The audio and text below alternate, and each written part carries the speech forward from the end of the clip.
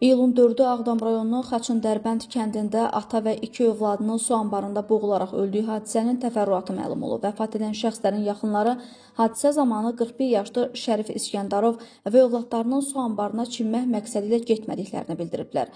Belə ki, Şərif İskəndarovun 2008-ci il təvəllüdlü oğlu Tunar və 2009-cu il təvəllüdlü qızı Fidan bu il orta məktəb bitiriblər. Onlar iyulun 5-i 2-ci və 3-cü ixtisas qrupları üzrə ali təhsil müəssisələrinə qəbul imtahanında iştirak etməliymiş. Bu səbəbdən Şərif İskəndarov ailə üzvlərini yaşadıkları Bərdə rayonundan doğulduğu Ağdamın Xaçın-Dərbənd kəndinə aparıb. Məqsəd isə uşaqların imtahan qabağı istirahətini təşkil etmək, doğma kəndi ziyarət etmək olub. Bu əsnada onlar kənd ərazisində yerləşən Xaçınçay su anbarının kənarına gəliblər və foto çəkdirməyə başlayıblar.